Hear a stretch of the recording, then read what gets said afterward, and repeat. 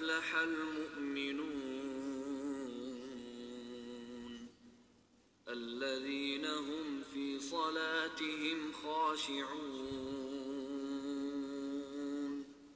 والذين هم عن اللغو معرضون والذين هم للزكاة فاعلون والذين هم لفروجهم حافظون إلا على أزواجهم أو ما ملكت أيمانهم فإنهم غير ملومين فمن ابتغى وراء ذلك فأولئك هم العادون والذين هم لأماناتهم وعهدهم راعون والذين هم على صلواتهم يحافظون أولئك هم الوارثون الذين يرثون الفردوس هم فيها خالدون ولقد خلقنا الإنسان من سلالة من طين ثم جعلناه نطفة في قرار مكين ثم خلقنا النطفة علقة فخلقنا العلقة مضغة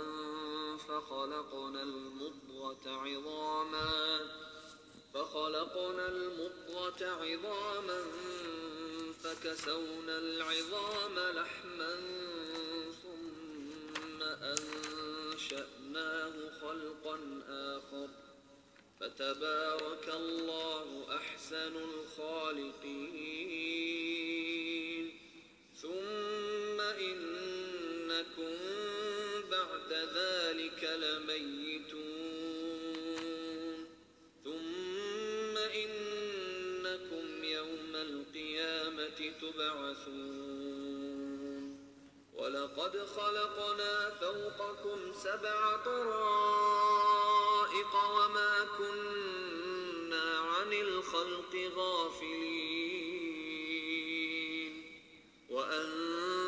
وأنزلنا من السماء ماء بقدر فأسكناه في الأرض وإنا على ذهاب به لقادرون فأنشأنا لكم به جنات من نخيل وأعناب لكم فيها فواكه كثيرة ومنها تأكلون وشجرة تخرج من طور سيناء تنبت بالدهن وصبغ للآكلين وإن لكم في الأنعام لعبرة نسقيكم مما في بطونها ولكم فيها منافع كثيرة ومنها تأكلون وعليها وعلى الفلك تحملون ولقد أرسلنا نوحا إلى قومه فقال يا قوم اعبدوا الله ما لكم من إله غيره أفلا تتقون فقال الملأ الذين كفروا من قومه ما هذا إلا بشر مثلكم يريد أن يتفضل عليكم يريد أن يتفضل عليكم ولو شاء الله لأنزل ملائكة ما سمعنا بهذا في آبائنا الأولين إن هو إلا رجل به جنة فتربصوا به حتى حين قال رب انصرني بما كذبون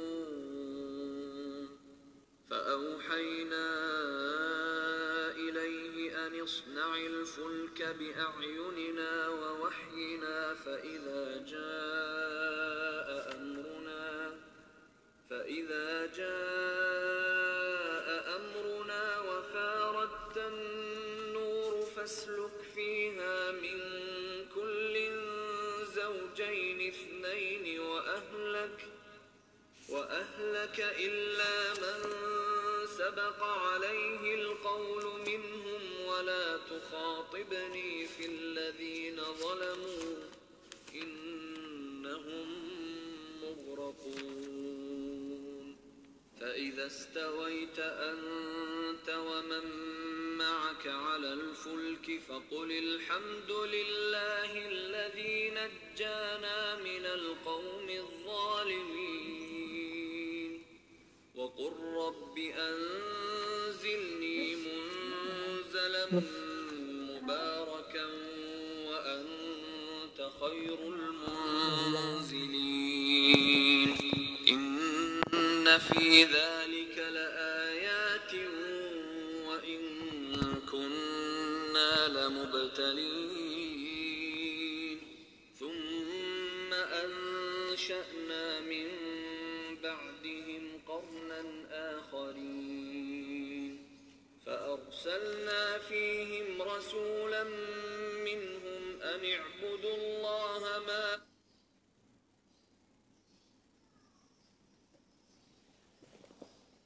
Bismillahirrahmanirrahim. Assalamualaikum warahmatullahi wabarakatuh. Innal hamdalillah nahmaduhu wa nasta'inuhu wa nastaghfiruhu wa na'udzu billahi min shururi anfusina wa min sayyiati a'malina may yahdihillahu fala mudilla lahu wa may yudlil fala hadiya lahu. Asyhadu an la ilaha illallah wahdahu la syarika lahu wa asyhadu anna Muhammadan 'abduhu wa rasuluh. Qala ta'ala ya ayyuhalladzina amanu taqullaha haqqa tuqatih wa la tamutunna illa wa antum muslimun. Wa qala ta'ala ya ayyuhan nasu taqu rabbakumul ladzi khalaqakum min nafsin wahidah wa khalaqa minha zawjaha wa batha minhuma rijalan katsiran wa nisaa'a wattaqullaha alladzi tasaaluna bihi wal arham innallaha kana 'alaikum raqiba. Wa qala ta'ala ya ayyuhalladzina amanu taqullaha wa qulu qawlan sadida yuslih lakum a'malakum wa yaghfir lakum dhunubakum wa may yuti'illaha wa rasulahu faqad faza fawzan 'azima. Fa inna astaqal hadithi kitabullah wa khairal hadi hadi Muhammadin sallallahu alaihi wasallam wa syarrul umuri muhdatsatuha wa kullu muhdatsatin bid'ah wa kullu bid'atin dhalalah wa kullu dhalalatin finnar. Rahimani wa rahimakumullah, saudara dan saudariku, bapak dan ibu-ibu yang saya muliakan dalam majelis kajian Al-Fath guys, dan juga Anda dimanapun berada. Dalam kesempatan kali ini dalam kajian rutin serial Tibun Nabawi, kajian pada kali ini merupakan kajian dari ringkasan kajian-kajian sebelumnya, yaitu terkait dengan konsep makanan kombinasi panas dan dingin beserta contoh dan aplikasinya. Banyak dari kalangan kaum muslimin yang mereka tidak sabar untuk menuntut ilmu, tidak sabar untuk mengkaji qala Allah wa qala Rasulullah sallallahu alaihi wasallam. Di antara mereka bingung dan heran, ada apa dengan panas dan dingin? Banyak kasus yang dengan izin Allah subhanahu wa ta'ala Allah sembuhkan dari tumor, dari kanker, ganglion, kemudian sakit mata, sakit mah, GERD, rematik, dan keputihan, dan banyak sekali kasus-kasus yang sering kita sebutkan solusinya dengan kombinasi makanan panas dan dingin dan terapi panas dingin pada kasus penyakit. Tentunya semua itu membutuhkan waktu untuk bisa duduk, waktu untuk bisa bermajelis, tidak tergesa-gesa untuk menuntut ilmu. Ya, kemudian dia emosi dengan apa yang dia nggak dapat dari qala Allah wa qala Rasulullah. Kenapa? Karena nggak sabar. Menuntut ilmu butuh kesabaran. Panas dan dingin, alhamdulillah dengan izin Allah Subhanahu wa taala banyak sekali dari saudara-saudara kita dengan izin Allah disembuhkan dengan berbagai macam kasus penyakit. Karena mereka sudah paham apa itu panas dan dingin. Kenapa paham? Karena mereka mencari. Karena mereka berusaha mengikuti kajian.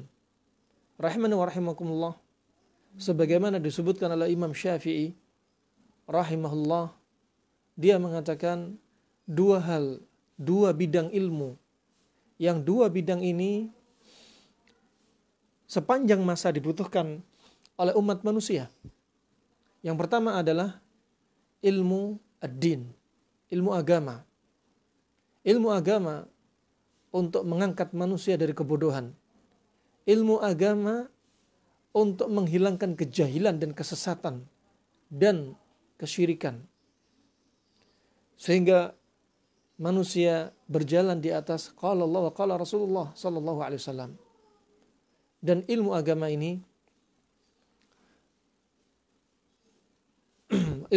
ini adalah yang paling penting, yang paling dominan dibutuhkan untuk menunjukkan jalan ke akhirat, jalan ke jannah.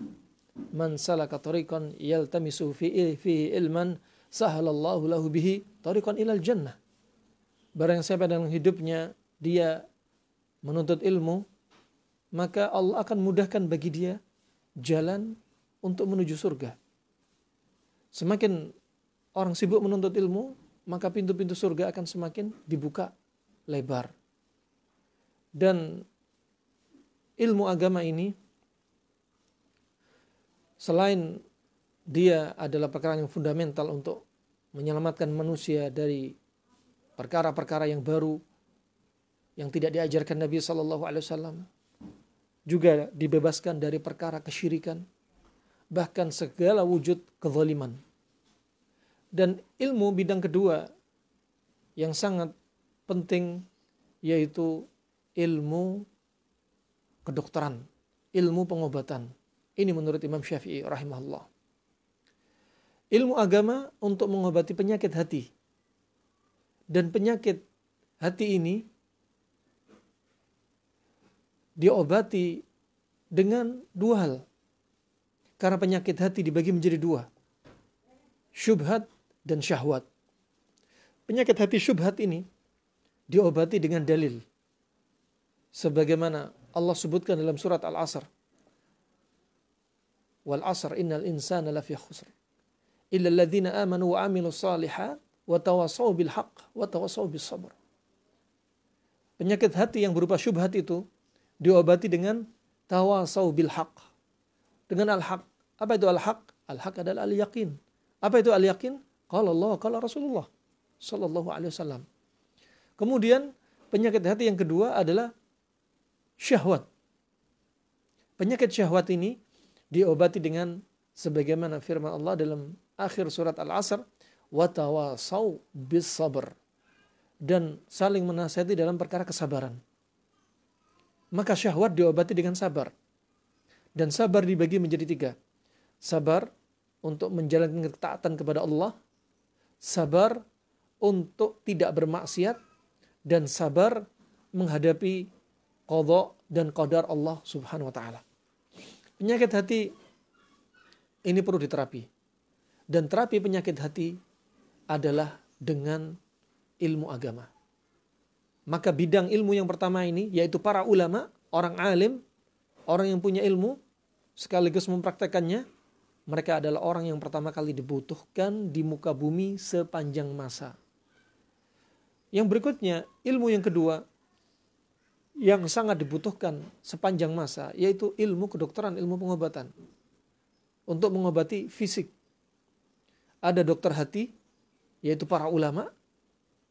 Ada dokter fisik, jasmani, yaitu mereka para pengobat. Tim dokter, herbalis, akupunkturis, dan terapis-terapis yang lainnya. Dan perlu diketahui, rahimani wa rahimakumullah, sebagaimana prinsip sebelum masuk dalam kajian ini, bahwasanya antara pengobat itu saling melengkapi.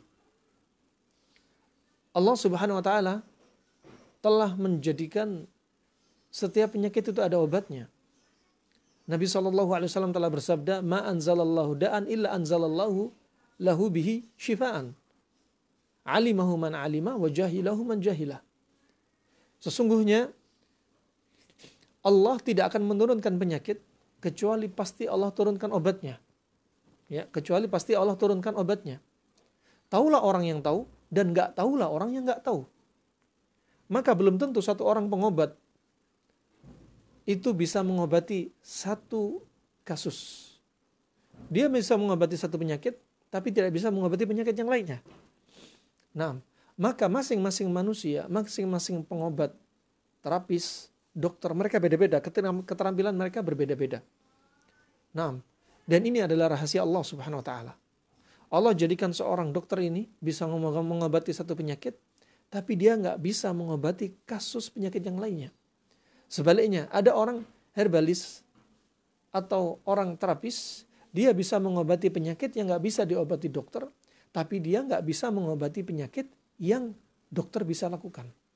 Oleh karena itu, bagi para pengobat, baik mereka dari kedokteran modern di zaman sekarang, ataupun kedokteran klasik seperti TCM, seperti kedokteran Arab klasik, herbalis tradisional dan lain sebagainya, itu saling melengkapi. Tidak boleh saling mencela, tidak boleh saling memaki.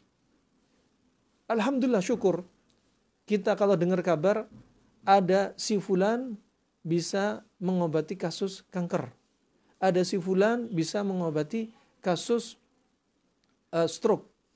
Kita senang, alhamdulillah teman kita bisa melakukan terapi sehingga bisa mengobati kaum muslimin untuk kembali sehat, untuk bisa menegakkan ibadah, untuk bisa menegakkan syariat Islam, syiar Islam.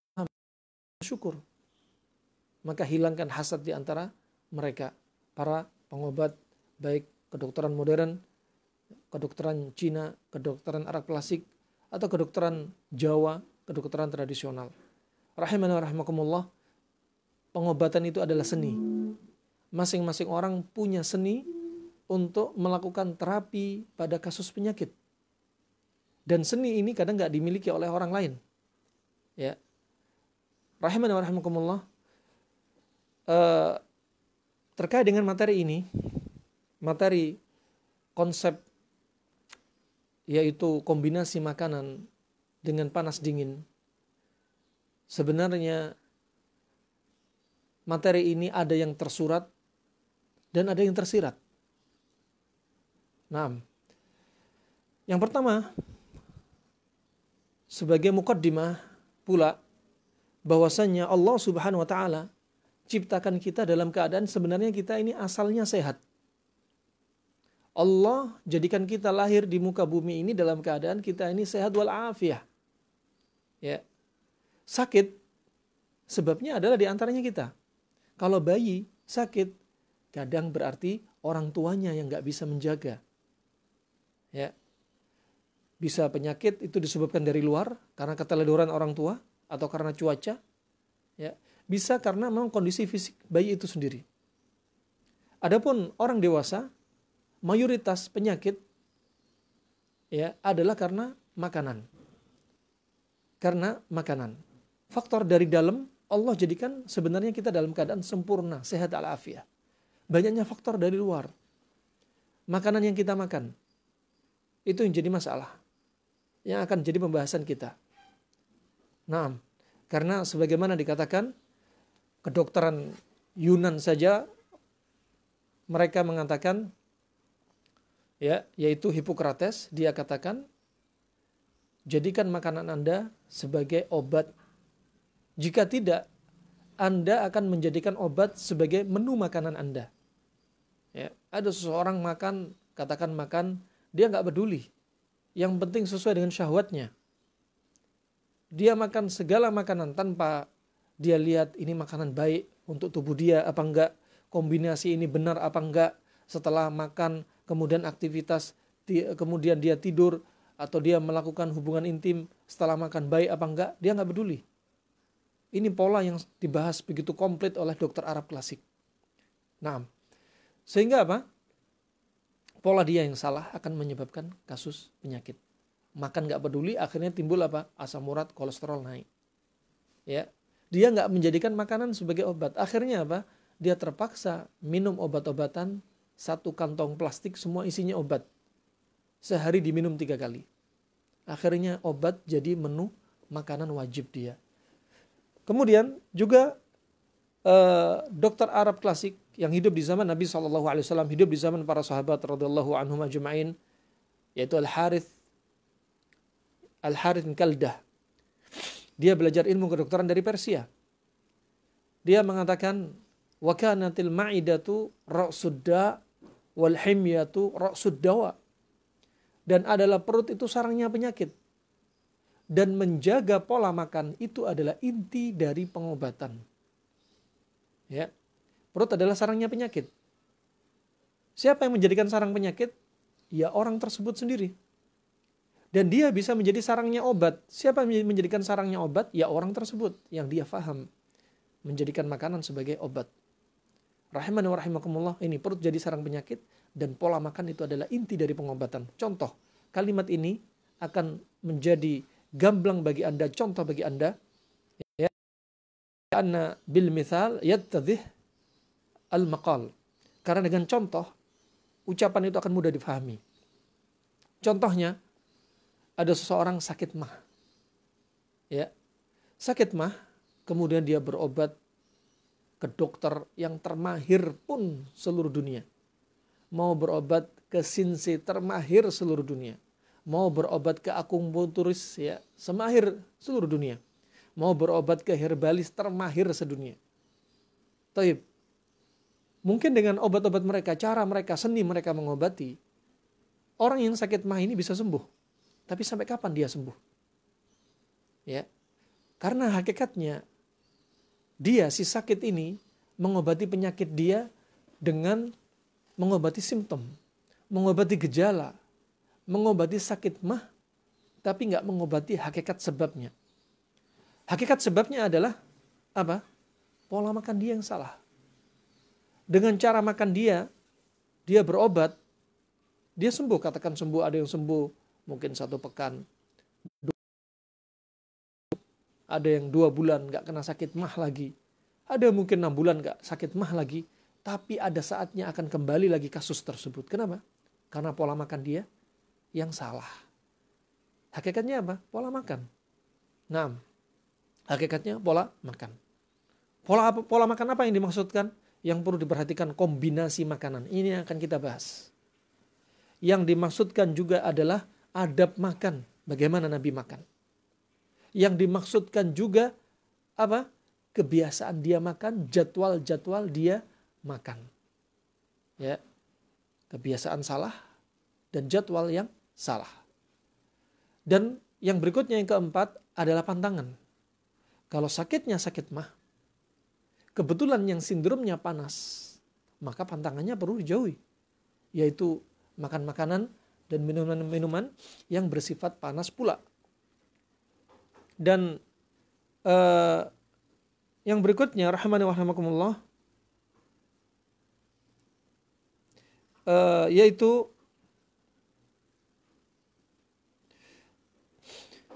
Nabi SAW sebagaimana telah menyebutkan dalam hadis bahwasannya yang menunjukkan Allah Subhanahu wa taala telah menjadikan badan kita sempurna. Kitalah yang menyebabkan sakit kita. Sebabnya adalah kita. Ya. Dan yang menciptakan sebab itu Allah Subhanahu wa taala. Allah yang menciptakan sebab. Ya. Maka mengobati sebab itu penting. Ketika orang sakit, cari sebabnya. Sebab intinya adalah pola makan. Dan Ibnul Qayyim rahimahullah juga berkata, amharul atibba alladzina yu'alijuna al-marad bi-ta'am wa syarab. Ya. Dokter yang paling mahir adalah dokter yang mengobati penyakit dengan makanan. Ya. Dokter yang paling mahir adalah dokter yang mengobati penyakit dengan makanan. Maka jangan jadikan makanan Anda sebagai racun, jangan jadikan makanan Anda sebagai penyebab penyakit Anda. Subhanallah. Nah, ini Nabi SAW sebagaimana datang dari hadis Ubaidullah bin Mihsan Al-Ansari, Rasulullah telah bersabda, man asbaha mu'afa fi jasadih aminan fi sirbih indahu qutu yaumih faka'annama hizat lahud dunya. Dalam hadis yang lainnya. Kemudian dari Abu Hurairah radhiyallahu an, Nabi SAW sebagaimana dalam riwayat At-Tirmidzi, dia adalah hadis yang sahih dengan sanad yang sahih, juga diriwayatkan Al-Khatib Al-Baghdadi, juga riwayat Imam Ahmad, bahwasanya kata Nabi SAW, awwalu ma yus'alu anhu al-abdu yawmal qiyamah minan na'im. Pertama kali yang akan ditanya, seorang hamba akan ditanya pada hari kiamat adalah ditanyai tentang kenikmatan. Kenikmatan. Ya. Ayyuqala lahu, dikatakan, ditanyakan kepada orang ini pada hari kiamat, pada kita nanti akan ditanya, dikatakan apa? Yaitu akan ditanyai oleh Allah Subhanahu wa taala. Alam nusihha laka jismak wa nurawwika minal ma'il barid. Naam. Wa nurawwika min ma'il barid. Nanti akan ditanya, bukankah telah kami jadikan tubuh kamu itu sehat? Ya. Dan telah kami berikan kepada kamu air minum yang dingin? Masya Allah. Ya. Ini akan ditanyai. Tubuh kita sehat asalnya. Kita diberi air minum yang dingin. Masya Allah.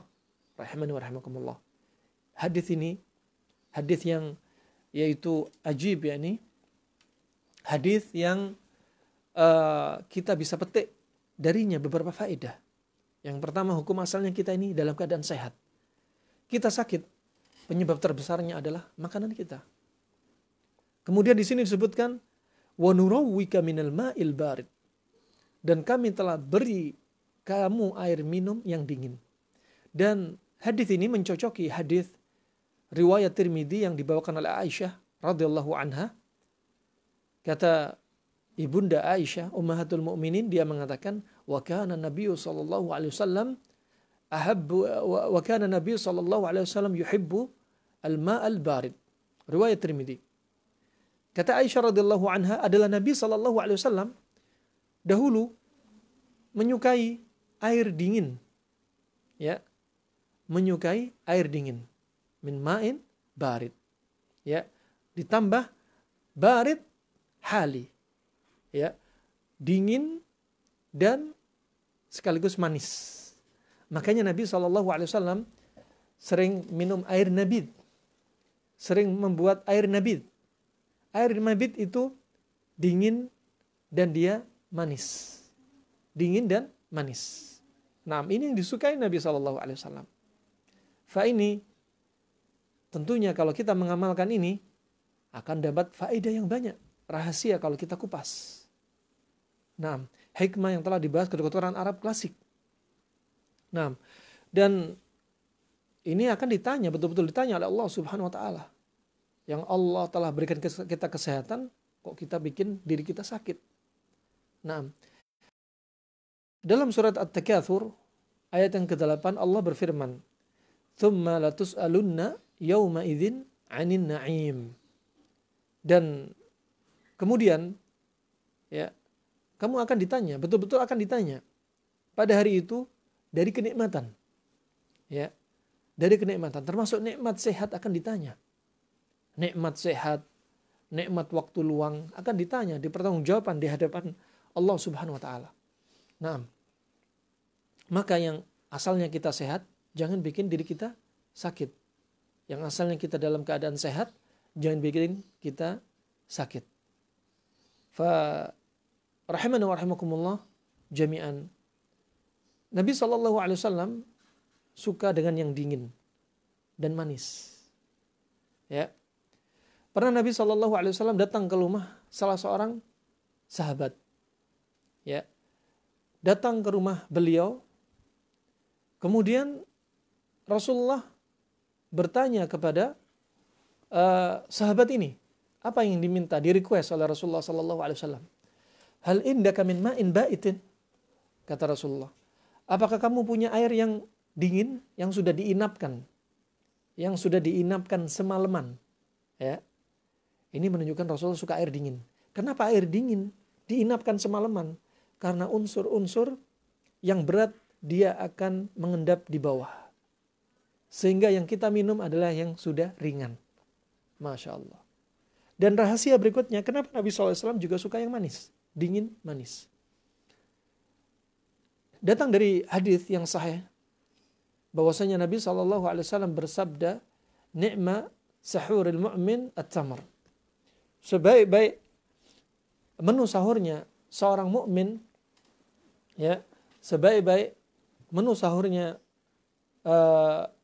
mukmin adalah dengan kurma. Kenapa kurma? Kurma itu manis. Kurma itu manis. Nah, dibahas oleh Ibnu Qayyim dalam kitab ini, Zadul Ma'ad fi Hadi Khairil Ibad. Bahkan teori ini hampir sama dengan teori kedokteran Cina. Ya, kenapa ketika perut kosong, ketika tidur malam, perutnya kosong. Kemudian Nabi pilih menu kurma. Kenapa demikian? Karena ketika perut kosong, kata Ibnu Qayyim, yang baik untuk pencernaan, untuk liver dan limpa adalah yang manis-manis. Demikian pula kedokteran Cina juga sepakat. Nah, juga sepakat. Oleh karena itu ketika pagi hari, ya, sangat recommended kalau Anda minum air nabid. Ya, ketika Anda bangun pagi hari minum air nabid ketika perut masih kosong. Ya. Pertama, ketika tidur sebenarnya kondisi tubuh kita ada sebagian metabolisme yang belum selesai. Makanya kadang kalau kita tidur kita berkeringat. Padahal kita nggak beraktivitas. Kalau tubuh kita panas, sebagian ada metabolisme, maka didinginkan. Dengan apa? Bangun tidur minum air dingin. Ketika perut kosong, semalaman kita tidur perut kosong, maka yang baik pertama kali untuk dimasukkan adalah yang manis-manis, kurma. Nabi sahur kurma. Minum air nabi di pagi hari. Ya. Seandainya nggak puasa,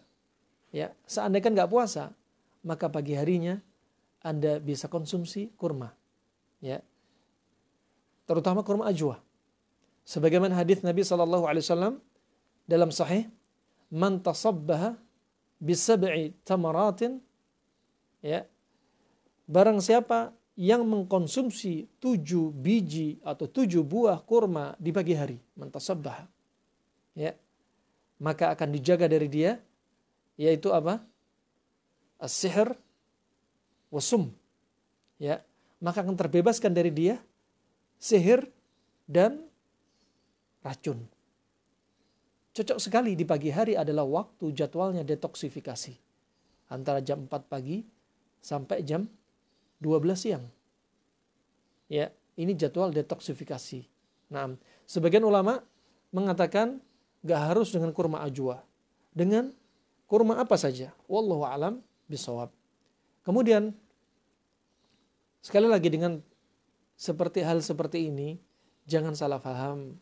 Juga jangan sampai overklaim makan di pagi hari itu nggak boleh makan nasi, makruh atau haram. Nggak ada ceritanya. Nah, ini kita katakan yang terbaik. Kita katakan yang terbaik. Dan hadis ini tidak menjazm. Hadis ini tidak menjazm bahwasanya menu makan pagi harus pakai kurma. Nggak ada keharusan. Nah, kita katakan dari sisi kedokteran Arab klasik. Kita nggak bicara sunnah dari Nabi SAW. Kalau kita bilang dari Nabi, sahabat melihat Nabi, katakan dari Nabi. Tapi kalau kami nggak sampaikan dari Nabi, maka itu dari disiplin ilmu kedokteran yang lainnya, ilmu pengobatan yang lainnya. Kemudian rahimani wa rahimakumullah, demikian. Ketika sahur, ketika buka puasa, iftar, sebagaimana dari hadis Ibnu Abbas, hadis Aisyah, hadis Anas bin Malik, bahwasanya Nabi SAW ya, ketika bukanya adalah buka dengan kurma basah. Ya. Kemudian kalau nggak ada kurma basah, dengan kurma kering. Pertama rutab, kemudian tamar. Kalau dua-duanya nggak ada, dengan air. Ya, dengan air. Itu pun apa? Hasawatin min ma. Sedikit demi sedikit airnya. Bukan langsung diteguk. Menunjukkan apa? Panas tubuh diturunkan pelan-pelan. Nah, ketika puasa, mungkin 12 jam, sebagiannya 14 jam, perut ini kosong, maka saat itulah kurma jadi pilihan menunya terbaik. Tapi sekali lagi, jangan salah paham lagi. Ya, sunnahnya buka puasa makan yang manis-manis. Kami nggak bilang. Sunnahnya buka puasa makan kurma. Diawali dengan kurma. Bukan dengan manis-manis. Ya. Karena yang manis-manis banyak selain kurma. Nah, barakallahu fikum. Begitu pula hal ini juga dipraktekkan pada bayi yang baru lahir oleh Rasulullah SAW. Seperti putranya Abdullah bin Qais, Abu Musa al-Asy'ari, ketika istrinya baru melahirkan, beliau membawa putranya kepada Rasulullah SAW. Ya, kemudian pada hari itu Rasulullah memberikan nama Ibrahim, dan sekaligus Rasulullah minta kepada para sahabat kurma untuk kemudian Rasulullah bisa mentahnik Ibrahim, putra dari Abu Musa al-Asy'ari, Abdullah bin Qais radhiyallahu an.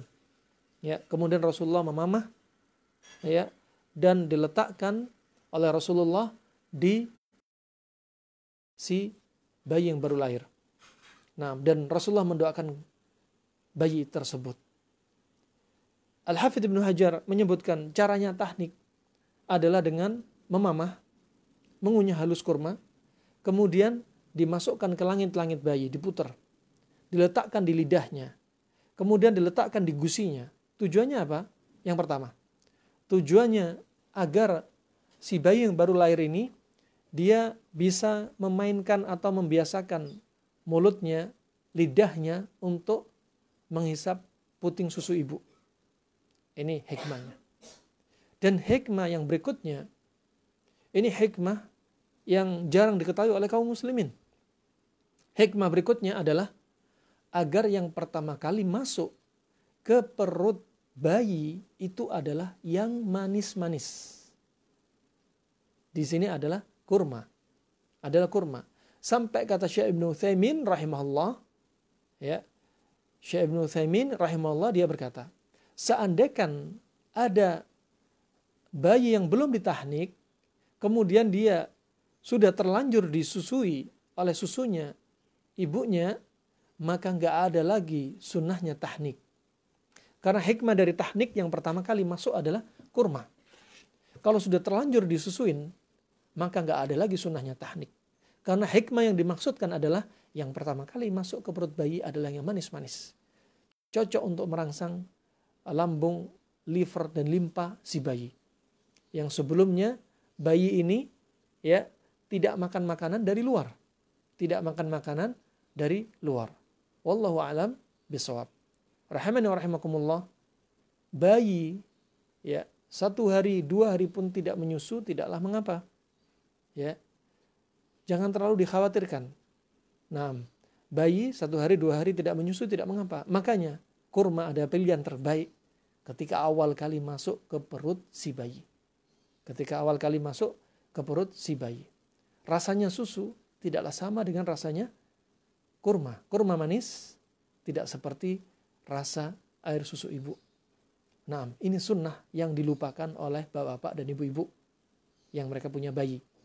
Nah, dan tahnik tidak harus dilakukan oleh orang-orang saleh dari para ulama, dari imam masjid, para kiai, para ustadz, enggak. Ya, justru orang tua sendiri. Adapun di zaman Nabi SAW ketika Abu Musa al-Asy'ari, ya, dia pergi ke Rasulullah meminta untuk ditahnik, ini adalah kekhususan Rasulullah. Kenapa kekhususan Rasulullah? Karena pada ludah Rasulullah didapati keberkahan yang Allah jadikan ini kekhususan kepada Nabi SAW. Rasulullah meludah kepada matanya Ali bin Abi Thalib yang sakit mata, konjungtivitis, ramet, hingga sembuh langsung seketika itu. Dan air ludahnya berkah. Nggak seperti air ludahnya kita orang. Ya, yang ludahnya Rasulullah penuh dengan barakah, ludah kita penuh dengan bakteria. Nah, rahimani wa rahimakumullah, demikian. Bahkan bisa kita terancam terjatuh dalam kesyirikan kalau kita meyakini ludahnya orang alim ini ada padanya berkah. Barakallahu fikum. Adapun kepada Rasulullah itu kekhususan yang datang padanya dalil, maka itu tidak bisa disamakan dengan orang alim di zaman sekarang. Kemudian rahimani wa rahimakumullah jami'an. Ini yang disukai Nabi SAW. Nah, maka kita harus tahu, ya, untuk hidup sehat, ideal menurut Islam, sebenarnya banyak bimbingan dari Nabi SAW yang kita belum ketahui hikmah-hikmahnya. Nah, ini asalnya manusia dalam keadaan sehat al-afiyah. Allah jadikan kita sehat, Allah berikan kita air minum dingin. Allah bilangnya apa? Air minum dingin. Ya. Bukan apa? Bukan air hangat, bukan air panas. Tapi sekali lagi, bukan berarti makruh, bukan berarti haram kalau pagi hari minum yang masem-masem dengan air hangat. Katakan jeruk nipis dengan air hangat. Enggak haram, enggak makruh. Silahkan, sah-sah saja. Sebagian sudah terbukti, ternyata sebagian orang yang mengalami kanker rahim ketika minum air hangat dengan jeruk nipis, ya, dengan cara minum yang bertahap, dosisnya dinaikkan pelan-pelan, kemudian diturunkan pelan-pelan, tapering off, ya, sehingga sembuh dari kankernya.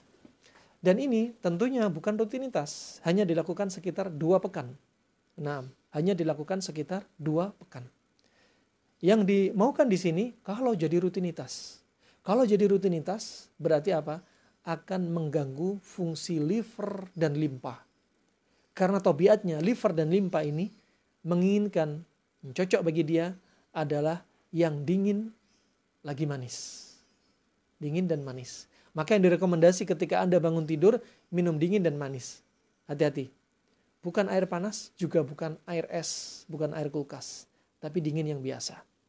Di zaman lalu, sebelum dilarangnya, diharamkannya khamr, minuman keras, yang mana minuman keras ini, itu diturunkan di dalam Al-Quran 3 kali turun.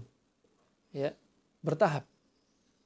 Dan waktu itu mereka, orang-orang Arab, di kota Madinah, menjadikan khamr ini digantung di luar. Diinapkan di luar, biar terkena dengan embun. Apalagi waktu itu pakai bejana, bejananya adalah dari kulit hewan. Sehingga ada pori-pori antara embun dan pori-pori ini bisa masuk. Nah, maka menginapkan seperti air di luar sebenarnya membawa manfaat. Dan itu kebiasaan orang Arab. Kebiasaan orang Arab. Barakallahu fikum. Nah, kita akan masuk kepada konsep menu makanan. 1 jam kita lalui dengan muqaddimah. Sekarang kita masuk konsep makanan. Rahimani wa rahimakumullah jami'an. Pertama, prinsip. Allah Subhanahu wa taala telah berfirman, "Falyanzuril insanu ila ta'amih." Maka hendaknya lah manusia itu lihat makanan yang dia makan. Ya. Para ulama ahli tafsir ada yang menafsirkan apa maksud dari ayat ini. Di antara mereka memaksudkan ayat ini adalah hendaknya manusia mentadabburi. Dengan makanan yang kita makan, kita bisa sehat. Dengan makanan yang kita makan, kita bisa tumbuh kembang. Nah, dan sebagian lainnya menafsirkan dengan makanan yang kita makan bikin sehat atau bikin sakit. Bikin sehat atau bisa sakit. Nah, ini dalil yang pertama. Nah, lihat makanannya. Dalil yang kedua, Nabi SAW, Allah sudah berfirman. Kemudian kita lihat perbuatan Nabi dan ucapan Nabi. Nabi SAW tatkala disebutkan dalam hadis Maimunah radhiyallahu anha, salah satu istri Nabi SAW, waktu itu hadir Khalid bin Walid dan Ibnu Abbas, yang mana keduanya ini, ya, Maimunah adalah bibi dari keduanya. Ya, wallahu a'lam, waktu itu Ibnu Abbas dan Khalid bin Walid sepertinya membawa hasil buruan mereka. Apa hasil buruan mereka? Lahmu dabbin, daging kadal Arab. Ya. Ini daging kadal Arab. Adapun kamus-kamus Indonesia mengartikan lahmu dabbin adalah daging biawak. Ini salah fatal antara halal dan haram. Ya, daging kadal Arab dia nggak punya taring, nggak punya cakar. Makanannya adalah serangga dan tanaman-tanaman herbal di padang pasir yang ada. Ya, panjangnya sekitar 1,5 sampai 2,5 meter. Dan orang Arab sangat gemar. Kenapa? Fungsinya yang pertama, di antaranya yang paling mereka gemari untuk meningkatkan keperkasaan kaum laki-laki. Ya. Kemudian daging biawak makanannya ular, tikus, bangkai, ya, dan lain sebagainya. Ya, bangkai dan lain sebagainya. Kemudian dia punya cakar, punya taring. Ini adalah ciri-ciri hewan yang diharamkan Rasulullah untuk dikonsumsi. Nah, maka sampaikan kepada saudara kita yang berburu biawak akan haramnya daging biawak. Alhasil, dalam kisah tersebut Nabi dihidangkan daging kadal Arab. Ya. Kemudian Nabi bertanya, "Ma hadzal laham?" Daging apa ini? Dan daging biawak ini sifatnya panas. Makanya untuk menaikkan keperkasaan laki-laki. Untuk orang-orang yang mengalami frigid, untuk orang-orang yang mengalami impoten, untuk orang-orang yang mengalami ejakulasi dini, cocok sekali dengan makanan yang sifatnya panas. Contohnya di sini adalah daging kadal Arab. Nah, kemudian Nabi bertanya, "Ma hadzal lahm?" Dan Khalid bin Walid sangat suka. Kemudian kata mereka, "Hadzal lahmud dabbin." Ini adalah daging kadal Arab. Ya. Kemudian Rasulullah nggak mau makan. Sahabat bertanya lagi, "Ahu haram? Apa daging ini haram ya Rasulullah?" Kemudian kata Rasulullah, "La, laisa biharam. Innama huwa laisa bi'ardhi qaumi. Ya, fa ana ajidu fi nafsi u'afu." Ini nggak haram. Cuma kaum Quraisy nggak biasa makan daging seperti ini, dan aku mendapati diriku menjaga dari makanan yang seperti ini. Artinya apa? Enggan. Ya, enggan, nggak enak, atau mungkin jijik, sehingga Rasulullah nggak mau makan. Ini apa? Falyanzuril insanu ila ta'ami. Rasulullah melihat apa yang dia makan. Rasulullah bertanya, "Naam, makanan bikin sehat apa enggak? Menjijikkan apa enggak bagi dia?" Nah, kemudian kata Ibnu Qayyim rahimahullah, kata Ibnu Qayyim, kalau seseorang memaksakan dirinya untuk makan sesuatu yang dia enggak suka, apa kata Ibnu Qayyim? Al-madharrah akthar min manafi'ih. Bahayanya akan lebih banyak daripada manfaatnya kalau dia paksa. Ini bimbingan dari Nabi SAW. Kenapa? Bahaya ini bisa dari dunia dan akhirat. Dari sisi akhirat atau agama, kalau seseorang memaksa makanan yang dia nggak suka, maka dia akan terjatuh dalam salah satu dosa, yaitu apa? Mencela makanan. Kenapa nggak dimakan dari tadi? Kenapa nggak dihindarkan dari tadi? Kenapa dia memaksa makanan yang dia nggak suka? Akhirnya mencela makanan. Nah, Abu Hurairah telah berkata, "Maka Nabi sallallahu alaihi wasallam sabba ta'aman qat. In ishtahahu akala wa illa taraka."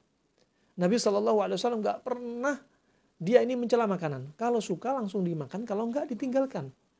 Itu Nabi sallallahu alaihi wasallam, nggak pernah mencela. Kata Imam Nawawi rahimahullah dalam Syarah Sahih Muslim, dia mengatakan cukup seseorang mengatakan makanan ini kok asin, itu sudah mencela makanan. Makanya hati-hati. Ya. Kemudian juga efek yang lainnya dari sisi duniawi, dari sisi fisiknya, akan menimbulkan reaksi seperti yaitu reaksi balik, refleks. Balik akan muntah. Karena dia gak suka, jijik antara otak dan pencernaan sudah gak sejalan. Akhirnya muntah. Bisa menimbulkan reaksi alergi, demam dan diare.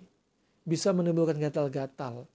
Ya, bisa menimbulkan efek-efek yang negatif. Mengganggu mekanisme tubuh seseorang. Juga dalam hadits yang riwayat Tirmidzi disahkan Syekh Al-Albani rahimahullah. Makanya ketika ada orang sakit, selera dia berkurang. Kemudian Nabi bersabda, la tukrihu mardakum bi ta'am wa syarab fa innallaha tabaraka wa ta'ala yut'imuhum wa yusqihim. Janganlah paksa orang yang sakit di antara kalian dengan makanan dan minuman, karena Allah lah yang memberi makan dan minum. Kalau orang sakit, itu sudah pertahanan tubuhnya, dia nggak nafsu makan.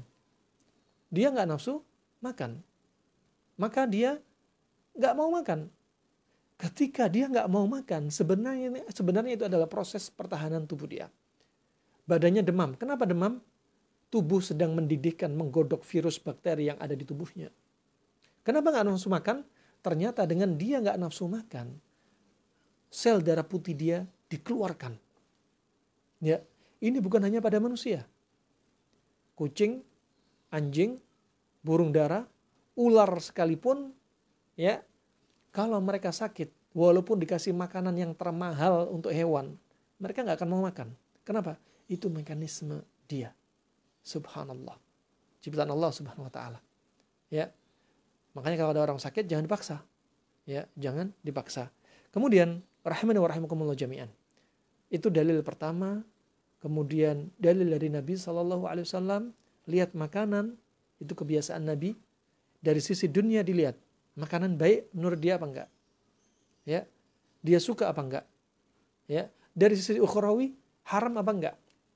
Nah, haram apa tidak? Itu juga perlu kita lihat. Nah, keberkahan, berkah dalam perkara agama, berkah dalam sisi kesehatan. Rahimani wa rahimakumullah jami'an. Yang berikutnya, dalil terkait dengan konsep kombinasi dalam pertemuan ini. Ya, langsung dengan kombinasi. Nah, bagaimana kita melihat makanan itu akan menjadi obat? Makanan itu bermanfaat. Pakai konsep kombinasi. Sebelum masuk konsep kombinasi, ya, kita jangan salah paham dengan apa yang Allah halalkan dari perkara dunia, dari perkara makanan. Sebagaimana dalam surat, yaitu surat Al-Ma'idah ayat ke-5, Allah subhanahu wa ta'ala telah berfirman, Al-yawma uhilla lakumut thayyibat. Pada hari ini telah kuhalalkan bagi kalian yang thayyib, yang halal-halal, yang baik-baik. Ingat, tapi jangan salah paham. Bukan berarti Allah menghalalkan yang baik-baik. Bukan berarti makanan yang baik, halal, ketemu makanan yang halal, itu gak menimbulkan penyakit. Ini salah paham. Ya, bukan demikian. Makanan halal ketemu halal bisa menimbulkan penyakit. Ya. Makanya di sini yang akan kita bahas. Makanan halal ketemu halal bisa menimbulkan penyakit. Contoh, panas ketemu panas. Terus dia makan tanpa ada kombinasi dingin. Apa yang terjadi? Tubuh ini akan lembab. Panasnya berlebihan. Sehingga menimbulkan sekian banyak kasus penyakit. Dari kasus ringannya sampai kasus beratnya. Ringannya contoh. Pada kaum wanita, keputihan. Kenapa keputihan? Karena badan dia lembab. Rahim lembab. Permisi, kemaluan juga lembab. Sehingga tubuh yang lembab ini, jamur ini punya hak asasi. Jamur punya hak asasi. Untuk apa? Terbang di udara. Virus juga demikian terbang di udara. Kemudian bakteri juga terbang di udara. Mereka akan mencari media-media yang mereka gemari, yaitu yang lembab. Untuk kaum wanita, keputihan. Makanya obat yang Anda pakai untuk keputihan, baik itu tradisional seperti daun sirih, baik itu obat di apotik, katakan contoh seperti merek generik Nystatin, ya, itu mengobati jamur. Tapi kalau dalam tubuh kita masih lembab, akan ada saatnya kembali lagi. Kaum laki-laki juga demikian. Yang paling ringannya, efeknya diantaranya keringat bau, ya, ketombean. Itu karena makanan yang panas ketemu panas berlebih. Yang mana kepala ini jadi lembab, kemudian jamur akan hinggap. Juga pada kulit panuan, gadas, kurap. Kenapa? Karena mereka suka. Maka jangan jadikan biang keladi utamanya adalah jamur. Tapi biang keladi utamanya adalah kita sendiri. Barakallahu fikum. Ini yang paling ringan. Yang paling beratnya, langsung puncaknya katakan kanker. Ya, katakan kanker. Ya, ini rahimani wa rahimakumullah. Maka ini adalah solusi. Kombinasi panas dingin adalah solusi. Naam. Al-Hafidz Ibnu Hajar telah menyebutkan dalam kitabnya Fathul Bari, Syarah Sahih Al-Bukhari, dia menyebutkan di antara mayoritas sebab penyakit, sababuhu insibabi al-madah. Insibabi al-madah. Karena menumpuknya unsur atau ikhtilat, yaitu unsur-unsur makanan yang campur, ya, wal abkharah, dan akhirnya timbul uap, ya, timbul uap atau angin di dalam tubuh. Kalau uap atau angin ini naik ke lambung, ya, dia bisa sakit mah. Kemudian naik ke paru-paru, ini paru-paru akan mudah terinfeksi. Imma infeksi saluran pernafasan, ya, imma paru-paru ini jadi lembab. Apalagi habis paru-paru naik tenggorokan, naik ke hidung. Sehingga kata Al-Hafidz Ibnu Hajar, idan dafa'a atau inin dafa'a ilal khayashim, ya, asaba az-zukam. Kalau sudah uap, kelembapan tadi naik ke atas paru-paru, hidung, akhirnya terjadi apa? Zukam, influenza. Kenapa para hadirin? Karena hidung ini ikut lembab, tenggorokan lembab, paru-paru lembab. Makanya hati-hati. Pola panas dingin sangat membantu Anda untuk juga sebab terhindar dari COVID-19. Dari mana? Karena kalau hidung kita lembab, sering pola makan yang salah. Panas ketemu panas terus. Apalagi ketika WFH, banyak orang yang BB-nya naik drastis, makan inputnya banyak, outputnya sedikit, tidak olahraga, ya, akhirnya apa? Hidung lembab. Kalau sudah hidung lembab, apa yang terjadi? Virus terbang di mana-mana. Ada virus influenza, ada bakteri Pseudomonas aureus, ada jamur, akan hinggap ke dia. Maka orang yang salah pola makan, ingat, akan menjadikan lembab, sehingga potensi virus tersebut hinggap di tempat yang lembab. Masya Allah. Barakallahu fikum. Makanya ternyata pola makan ini pengaruh sekali. Bukan hanya kita berjemur di bawah matahari. Kita ambil olahraga walaupun sedikit-sedikit. Ya, ambil sebab. Ya, kemudian kita atur pola makan kita. Panas dingin. Sehingga nggak terjadi kelembapan berlebihan. Dan kelembapan ini di dalam perut kalau naik, ini dafa'a ilal ain. Kalau panas ini naik ke mata, asabar ramat, akan menyebabkan konjungtivitis, infeksi pada mata. Nah, ini wallah mungkin ada yang tertawa, tersenyum, aneh. Ya, akan kita sebutkan. Ternyata ada latar belakangnya. Kenapa Al-Hafidz Ibnu Hajar mengucapkan seperti ini? Nah, ternyata sakit mata. Kenapa? Mata lembab. Kalau mata lembab, udah bakteri virus tinggal hinggap. Dan ini dafa'a ila ra'as, kalau uap ini terus naik ke otak, tidak bisa keluar, akan terjadi pusing. Ya, berarti pusing penyebabnya apa? Angin lembab yang berlebihan naik ke atas. Bisa migrain, bisa vertigo. Coba, ternyata ada hadis yang diriwayatkan oleh Imam Al-Bukhari dalam kitabnya Adabul Mufrad. Ya, disahihkan Syekh Al-Albani rahimahullah, ketika ada seorang badu datang kepada Rasulullah. Ya. Rasulullah takjub dengan fisik dia yang begitu kuat, orang badu ini. Gak pernah dia sakit seumur hidupnya.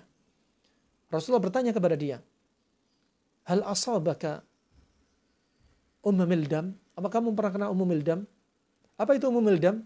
Kemudian Rasulullah berkata, al-humma baina jildik wa bainal jildik wal lahm, yaitu panas, demam antara kulit kamu dan otot atau daging kamu. Kemudian orang ini berkata, ma asabani abadan, aku nggak pernah kena demam seperti ini. Kemudian Rasulullah bertanya lagi, hal asabaka suda, hal sodakta, apa kamu pernah pusing? Kemudian orang Badui ini berkata, apa itu pusing? Ya. Kemudian Rasulullah sebutkan, ini syahidnya. Rasulullah sebutkan, yaitu karena apa? Al-abkharah, karena uap. Ya, uap ini naik ke kepala, itu sebabnya pusing. Ini hadis Nabi SAW. Di sini berarti pusing gara-gara apa? Abkharah, uap, angin. Karena apa? Karena perut kita. Berarti kalau Anda mengobati pusing, migrain, vertigo, obati dengan pola makan. Berapa banyak dari kasus saudara kita yang sembuh dari migrain, vertigo hanya karena pola makan. Ya, dengan izin Allah Subhanahu wa taala. Kemudian kata orang Badui ini, aku nggak pernah pusing. Nah, kemudian Rasulullah bersabda setelah orang Badui ini pergi, ya, man arada barang siapa yang ingin melihat, ya, penghuni neraka, maka lihatlah orang tadi. Seumur hidupnya nggak pernah sakit. Nabi SAW yang Allah berikan kekuatan, ya, kekuatan masalah iman dan imun dia, tubuh dia yang kuat, fisik dia yang kuat dibanding sahabat. Tapi Rasulullah masih sakit. Seumur hidupnya Rasulullah 3 kali mengalami sakit. Rahimani wa rahimakumullah. Nah, ini, ya, faedah demi faedah. Kemudian yang berikutnya, hadis yang berikutnya, ya, adalah hadis dari Abdullah bin Ja'far, riwayat Imam Bukhari dan Muslim. Kata Abdullah bin Ja'far, ra'aitu Nabiyya sallallahu alaihi wasallam ya'kulu al-kitha birrutab. Aku melihat Nabi sallallahu alaihi wasallam makan timun dengan rutab. Makan timun dengan rutab. Ya, kitha adalah timun atau sejenisnya. Timun atau sejenisnya. Mau timun biasa, mau timun Jepang, atau semisalnya, yang jelas ini sifatnya dingin. Ya, Nabi makan timun. Birutab, dengan kurma basah. Ya.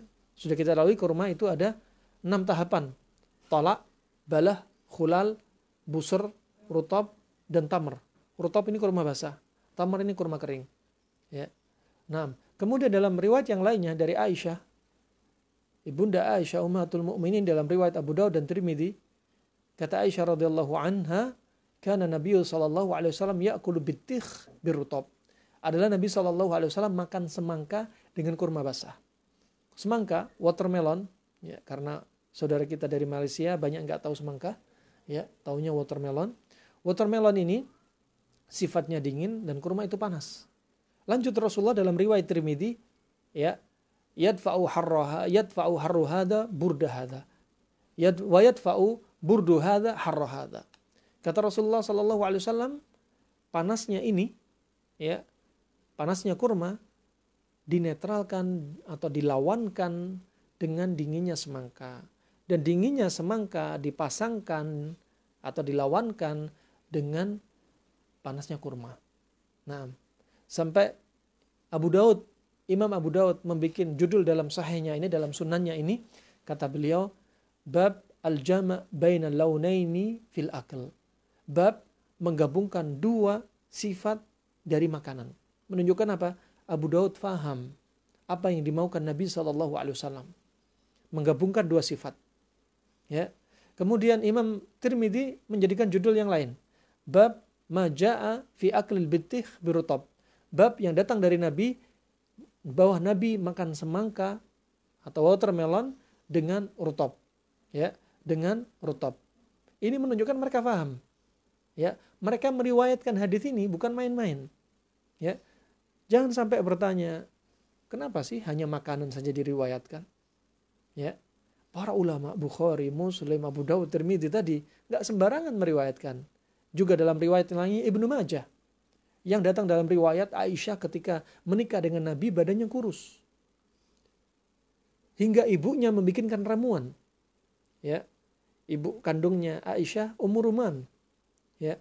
Ibunya membikinkan ramuan, tapi ramuannya gagal semua. Beberapa saat kemudian badannya mulai gemuk ideal. Kemudian ditanyailah Aisyah oleh ibunya, "Ma'adha akalti ya Aisyah? Apa yang kau makan wahai Aisyah?" Kata Aisyah apa? "Akaltu mimma akala bihi Nabi sallallahu alaihi wasallam." Aku makan sebagaimana Nabi makan. Ini menunjukkan apa? Bukan sekali dua kali Nabi makan seperti ini, sering. Ya, tapi tetap divariasi. Nabi makan apa? Semangka dengan kurma. Ternyata badan Aisyah jadi gemuk ideal. Berarti dengan pola makan konsep panas dingin ini, orang yang kurus bisa ke berat badan ideal. Orang yang gemuk bisa turun berat badan ideal. Kenapa? Karena intinya kembali kepada sistem endokrin, hormon. Ya. Dengan makanan panas dingin ini adalah untuk menormalkan hormon kita. Mekanisme tubuh kita tetap seimbang. Itu maunya. Nah, makanya banyak kasus penyakit yang bisa diobati dengan pola makan. Orang kena benjolan, mau tumornya, mau kankernya, ternyata hormon yang kacau. Orang mandul, gak punya anak, ternyata hormonnya yang kacau. Ya. Orang vitiligo, kulitnya putih, belang, ternyata hormonnya yang kacau. Disebutkan oleh kedokteran Arab, apa sebabnya ternyata? Sering konsumsi susu dengan protein hewani. Yang ngeri lagi, kalau susu dengan ikan asin atau susu dengan ikan laut. Nah, ini sering terjadi kasus. Bukan satu kali, dua kali kita dapati. Kalau di Indonesia mungkin satu orang, dua orang. Tapi di negeri Arab sering kita dapati ketika kami tinggal di tepi laut. Kenapa? Kebiasaan mereka, menu penutup makanan mereka adalah teh susu. Setelah mereka makan ikan. Nah, rahimani wa rahimakumullah, ini. Kenapa? Kembali ke sistem endokrin, hormon. Nah, kemudian juga demikian, termasuk darah tingginya, kasus sekian banyak kasus penyakit, ternyata proses pertahanan tubuh kita lah yang bermasalah. Kenapa? Karena salah pola makan kita. Itu penyebabnya. Nah, kemudian yang berikutnya, ya, Allah Subhanahu wa taala telah berfirman dalam surat Yasin ayat 36, Subhanalladzi khalaqal azwaja kullaha mimma tunbitul ardu wa min anfusihim wa mimma la ya'lamun. Maha suci Allah yang menciptakan semua makhluknya berpasang-pasangan. Maha suci Allah yang menciptakan semua makhluknya berpasang-pasangan. Ya. Dari yang ditumbuhkan dari tanaman ini, ya, semua makhluk Allah Subhanahu wa taala. Di antaranya apa? Di antaranya apa? Allah ciptakan manusia berpasang-pasangan. Ada laki, ada wanita. Hewan, ada jantan, ada betina. Ada siang, ada malam. Ada gelap, ada terang. Ada panas, ada dingin. Ada lembab, ada kering. Ya, kemudian juga Allah ciptakan surga, Allah ciptakan neraka. Kemudian juga Allah ciptakan maksiat, Allah ciptakan taubat, Allah ciptakan kebenaran, Allah ciptakan kesesatan, Allah ciptakan, ya, bahkan pada tubuh kita seperti jantung kita ada pompa natrium kalium, ada keseimbangan, ya. Kemudian juga Allah ciptakan pula di antaranya adalah partikel yang paling kecil, ada ion positif, ada ion negatif, ya. Makanya kalau ada orang sakit mah di rumah sakit dikasih obat untuk penangkal mah dengan sekian banyak mereknya, isinya apa? Aluminium, magnesium. Lawan dari sifat lambung. Subhanallah. Itu contoh saja. Kemudian rahimani wa rahimakumullah jami'an. Ya, ini prinsip panas dan dingin. Kemudian yang berikutnya, sebenarnya pembahasan ini pembahasan yang di negeri Arab sendiri jarang sekali dibahas. Literaturnya sangat minim. Dalam kedokteran kuno saja juga sangat minim. Apalagi di negeri kita, ini masih jarang dibahas. rahimani wa rahmakumullah, pernah satu ketika kami tanyakan langsung hadis Abdullah bin Ja'far riwayat Bukhari dan Muslim yang sudah kita lalui, dan hadis Aisyah radhiyallahu anha yang sudah kita lalui dari riwayat Abu Daud dan Tirmidzi. Kami tanyakan kepada seorang syekh, profesor doktor, seorang guru besar usul fikih di salah satu universitas di kota Riyadh. Kami tanyakan, ya syekh, hal bihada yani jama' min at-ta'am min as-sunnah. Ya syekh, apakah dengan mengkombinasi makanan ini termasuk sunnah? Kemudian beliau menjawab, jazman hadha min as-sunnah. Illam yakun min as-sunnah famadha? Kata beliau hafizahullah, jelas ini bagian dari sunnah. Kalau bukan sunnah, apalagi? Ya, itu beliau adalah Syekh Profesor Dr. Adil As-Subai'i. Adil As-Subai'i. Nah, semoga Allah menjaga beliau. Nah, ini beliau mengatakan ini termasuk sunnah. Ya, termasuk sunnah. Makanya saya berani katakan ini sunnah karena sudah kami tanyakan kepada para ulama. Nah, sudah kami tanyakan kepada para ulama. Ya, namanya sunnah. Jangan mengklaim kalau nggak melakukan ini haram atau makruh. Barakallahu fikum. Kemudian sebelum kami tutup, lantas bagaimana kombinasi panas dingin? Apa saja? Ya, banyak mereka yang mengeluh, tolong bikinkan poster, tolong bikinkan jadwal, tolong bikinkan ya dari awal sampai akhir. Sebenarnya walaupun belum kami bikinkan, alhamdulillah banyak saudara-saudara, ya, banyak dari saudara-saudara kita yang sudah praktek, sudah paham. Kenapa paham? Karena sudah mengambil konsep. Karena sudah bisa mengambil konsep. Ya, tidak harus didikte ini. Ya, dia sudah tahu konsep. Barakallahu fikum. Kemudian konsep ini sebenarnya mudah, jangan dibikin susah. Sebelum masuk konsep ini, sekali lagi ringkasan, praktekkan juga dari perkara yang lainnya. Yang pertama, jadwal itu organ tubuh. Sebenarnya ada jadwal organ yang dipraktekkan atau diambil dari ilmu kedokteran Cina, tapi mungkin begitu rumit bagi Anda untuk mempraktekannya, menghafalkannya. Jadwal limpa itu katakan jam 9 sampai jam 9 sekian, jadwal liver banyak sekali. Langsung aja kita ambil ringkasan untuk lebih memudahkan Anda. Ya. Yang pertama, jadwal jam 4 pagi sampai jam 12 itu jadwal tubuh kita mencuci racun. Oleh karena itu di pagi hari, organ jantung, liver, limpa, ginjal, semuanya sudah lelah. Ya. Kalau sudah lelah, ya, jantung sudah lelah. Lelah apa? Memasok darah untuk membantu proses detox kepada liver, empedu, kepada limpa, kepada lambung, kepada usus, ya, kepada ginjal, ya. Lelah. Kalau sudah lelah, organ-organ ini prinsipnya apa? Jangan ditambah menu makanan yang bikin mereka tambah lelah. Liver di pagi hari sudah lelah mencuci racun. Berarti di pagi hari Anda jangan konsumsi makanan yang tambah memperlelah liver. Pagi hari konsumsi daging, protein, lemak. Ya. Yang notabene butuh waktu 4 jam di metabolisme di liver. Liver sudah lelah tambah lelah. Jantung sudah lelah tambah lelah. Akhirnya apa? Akan menyebabkan penuaan dini. Usangnya organ lebih cepat. Barakallahu fikum. Ya. Oleh karena itu, di pagi hari carilah menu-menu yang meringankan proses, yaitu proses apa tadi? Proses pencuci racun, detox. Seperti apa? Anda pagi hari Anda misalkan makan buah. Ketika perut kosong, pilih menu yang manis. Ya. Yang manis bagus, semangka, melon, pepaya.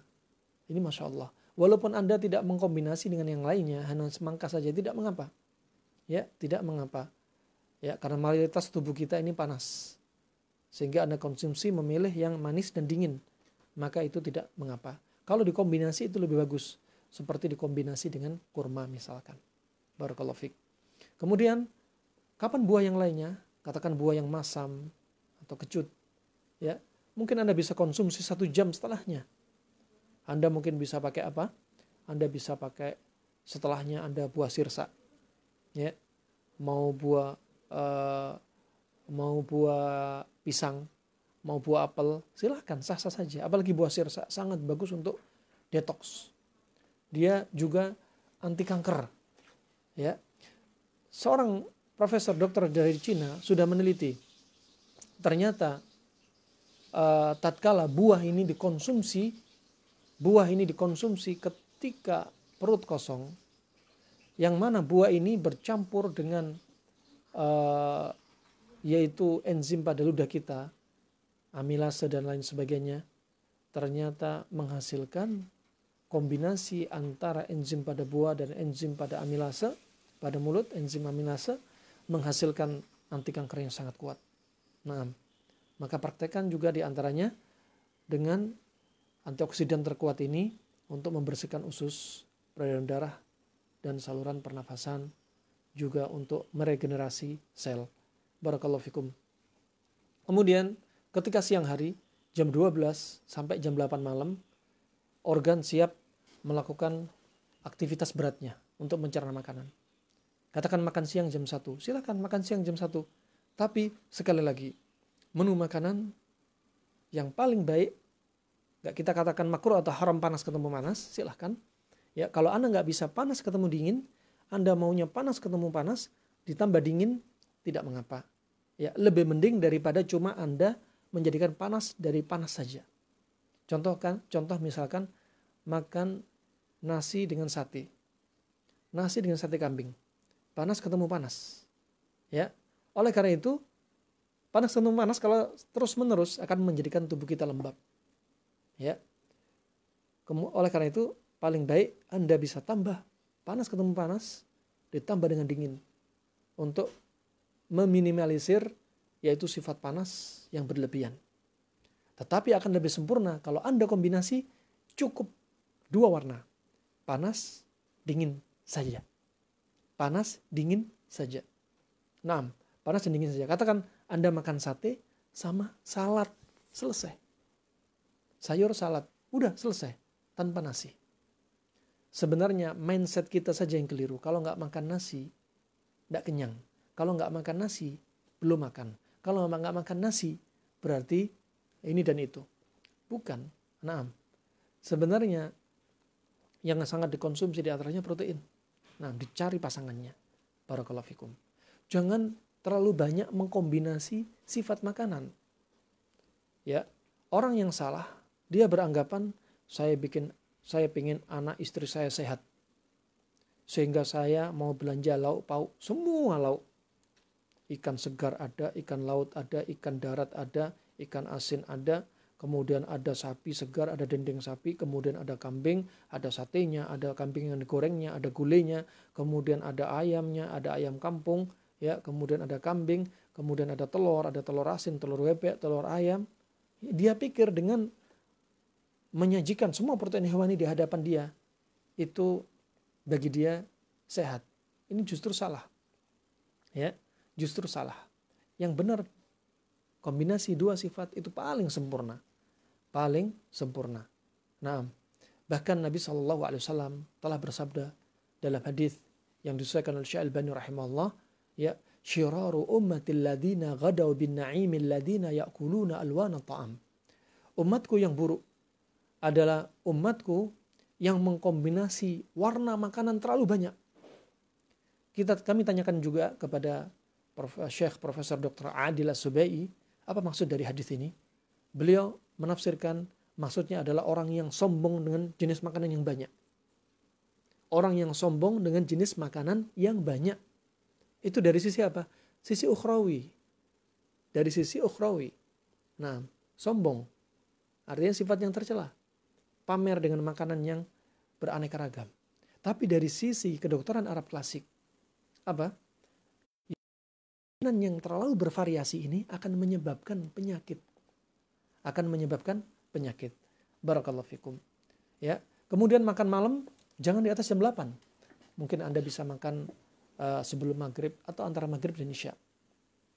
Atau setelah isya tapi sebelum jam 8. Dan sebagaimana disebutkan hadis Nabi SAW, ya, sebagaimana idza hadar al-asya fala asya, ya, atau idza hadar al-asya qaddimu bil asya, ya, idza hadar as-shalah wa hadar al-asya faqaddimu bil asya.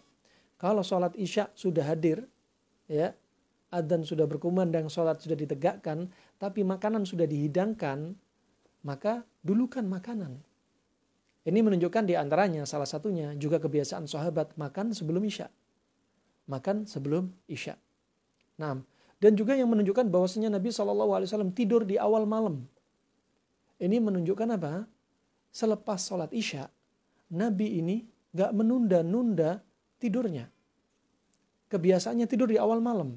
Sedangkan di zaman kita biasanya tidur di tengah malam. Ya, bukan sibuk menuntut ilmu. Kadang ada yang kaum muslimin sibuk melihat HP, isinya maksiat dan lain sebagainya. Na'udzubillah. Nabi SAW tidur di awal malam. Tidur di awal malam menunjukkan apa? Makannya lebih dulu. Ya. Dan kata dokter Arab, di antaranya Ibnu Qayyim dan yang selainnya, setelah makan malam jangan langsung tidur. Hendaknya jalan kaki. 50 langkah, 40 langkah, 100 langkah mereka sebutkan. Ya. Berarti apa? Di sini ada bimbingan juga. Ada bimbingan. Ya. Makan malam jangan di atas jam 8. Kita katakan bukan dari sunnah. Jazman bukan dari sunnah. Tapi dokter Arab, ya, melihat bahwasanya antara makan dengan tidur diberi jarak. Juga Nabi membiasakan tidur di awal malam. Masya Allah. Nah, kemudian jam 8 malam sampai jam 4 pagi, pencernaan istirahat. Ada pencernaan yang istirahat total. Ada organ yang istirahat total, ada organ istirahat sebagian. Seperti apa? Jantung. Jantung ini istirahatnya hanya sebagian. Kalau istirahat total, kita katakan innalillahi wa inna ilaihi raji'un. Ya, tapi dia hanya istirahat sebagian. Coba dibayangkan, jantung kita dari kita masih di janin di perut ibu, umur 4 minggu, 4 pekan, Allah sudah ciptakan jantung, tapi belum berdetak. Dan jantung terdengar suara keras, jelas dengan Doppler ketika umur 12 pekan sudah bisa terdeteksi. Ya, 12 pekan sudah bisa terdeteksi. Bayangkan dari waktu itu sampai detik ini jantung kita gak pernah istirahat. Coba kalau bayangkan malam-malam kita setiap hari ngopi, memforsir kerja jantung kita. Setiap hari begadang. Setiap hari ya makan di atas jam 8. Akhirnya apa? Mempercepat usangnya organ-organ kita.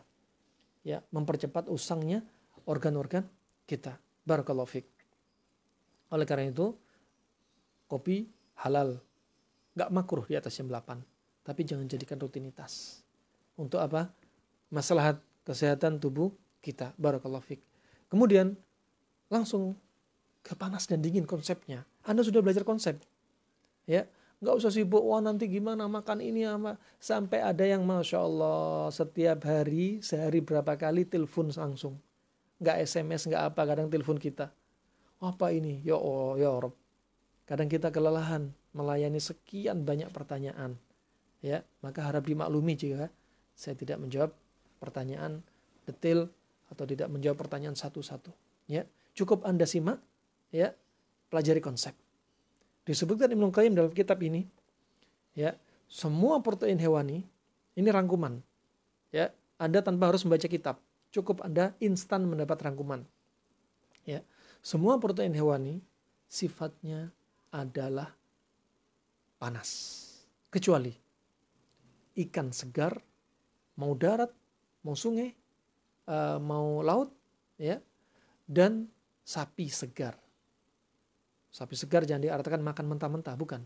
Artinya sapi, ya, yang belum diawetkan, belum dijadikan dendeng. Maka ini sifatnya adalah dingin, dua hewan ini, ikan dan sapi. Adapun yang lainnya sifatnya panas. Tapi masuk dalam kategori ikan, ya, seperti ikan yang ma'ruf. Tapi kalau kita lihat, ya, seperti cumi, kepiting, lobster, kerang, ini kami melihat adalah yang sifatnya panas. Sifatnya panas, nggak seperti ikan, kategori ikan. Maksudnya ikan adalah seperti misalkan ikan kembung, ya, atau ikan tongkol, ikan tuna, ya, ikan sarden. Nah, itu tabiatnya dingin. Lain dengan cumi, lobster, kepiting, udang, kerang. Dan kenyataannya memang demikian. Kenyataannya mereka ini ikan-ikan yang seperti masuk kategori sebenarnya bukan penyebutan ikan, ya, cumi dan lain sebagainya, ya, ini menyebabkan apa? Kolesterol naik, asam urat naik, dan ini ciri-ciri adalah sifatnya panas, ya, sifatnya panas. Makanya jenis yang kita sebutkan barusan cocok dengan apa? Cari pendingin yang lainnya. Katakan timun, dan jangan biasakan mengkombinasi protein darat dengan protein laut, ya. Kemudian jangan membiasakan mengkombinasi protein yang segar dengan yang sudah diasinkan, diawetkan. Misalkan makan ikan segar dengan ikan asin, jangan. Telur biasa dengan telur asin, jangan. Sapi segar dengan dinding sapi, jangan. Juga jangan mengkombinasi hewan darat yang lainnya, protein dengan protein yang lainnya. Ayam dengan kambing, kambing dengan sapi, jangan. Cukup satu saja protein. Ya, jangan terlalu bersyahwat untuk mengkombinasi semua protein. Sah-sah saja, sesekali boleh-boleh saja. Barakallahu fiik. Kemudian Anda berarti setelah tahu prinsip ini, sudah. Kalau mau makan nasi, misalkan Anda mau sama ikan segar, tapi tetap usahakan ada sayur. Minimalnya cuma timun saja. Minimalnya cuma timun. Barakallahu fiik. Dan sekali lagi, jangan terlalu banyak nasi. Tubuh kita nggak terlalu butuh banyak nasi, ya, bukan kebutuhan primer nasi tersebut. Nah, hanya mindset kita saja. Rahimani wa rahimakumullah. Nasi inilah, karbo inilah yang menyebabkan banyak orang obesitas. Kemudian kebanyakan gula, kebanyakan garam, ya. Kenapa demikian? Karena apa yang kita sebutkan barusan ini akan menyebabkan di antaranya cairan tubuh tertahan. Ketika proses detox kita makan buah, maunya dikeluarin racun-racun, cairan-cairan yang berbahaya, protein-protein yang negatif, dikeluarin. Tapi gara-gara makanan tadi akhirnya terikat. Kenapa? Orang sering kombinasi panas dingin tapi nggak turun-turun berat badannya. Seminggu hanya turun 1 kilo, 2 kilo. Kita orang sudah coba, 1 minggu turun 8,2 kilo. Ada yang lebih. 1 bulan ada yang turun 35 kilo. Kenapa nih orang nggak turun-turun? Pak, ada yang perlu dikoreksi. Di antaranya apa? Masih suka garam, gula, karbo. Ya, gula dan karbo. Karbo boleh, cari pasangannya. Tapi nggak usah terlalu banyak. Kemudian rahimani wa rahimakumullah, jami'an.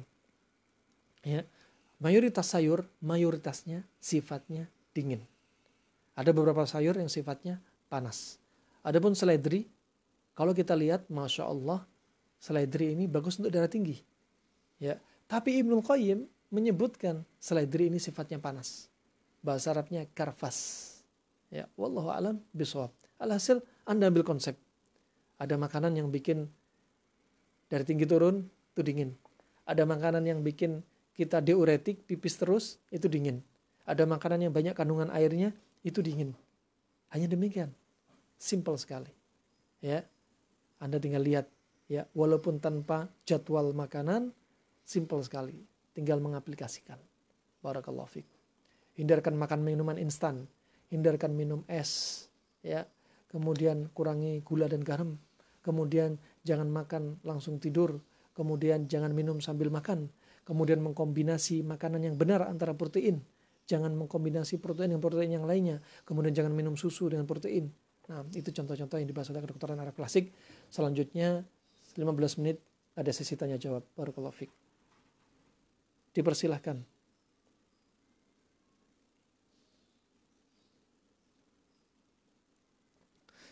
Baik, Masya Allah, pertanyaan yang masuk sangat banyak. Ya. Di antaranya pertanyaannya, mohon maaf, mohon kiranya Pak Ustadz Abdurrahman Ramadhani bisa berbagi contoh makanan buah yang minuman apa saja termasuk makanan dingin panas. Oke, makanan dari buah mayoritasnya sifatnya dingin. Ya, ada beberapa yang sifatnya panas. Anda tinggal melihat efeknya. Contoh durian. Durian dingin atau panas? Durian termasuk panas. Efeknya apa? Asam urat, kolesterol, ya, membuat tubuh hangat, ya. Kemudian baunya menyengat. Ya, kalau kedokteran Cina melihat warnanya kuning. Barakallahu fiik. Kemudian buah nangka juga demikian. Kemudian buah nanas. Ya, buah nanas ini kalau dilihat dari ilmu kedokteran Cina, dia sifatnya panas. Tetapi kalau kita lihat efeknya, dia sangat bagus untuk darah tinggi. Ya. Nah, dia bagus untuk darah tinggi. Ini bisa dingin. Bisa dingin. Barakallahu fikum. Kemudian mohon sarannya untuk mata yang terasa selalu belekan seorang ibu usia 60 tahun lebih dan juga untuk mengurangi kolesterol serta diabetes pada seorang bapak usia di atas 70 tahun. Apakah bisa diatasi dengan merutinkan jarang memakan nasi dan menggantinya dengan tempe mentah, kurma serta sayuran? Gak perlu tempe mentah. Tempe mentah digoreng sifatnya tetap dingin. Ya, mau mentah mau digoreng sifatnya tetap dingin. Kalau mentah, khawatir juga masih ada bakteri.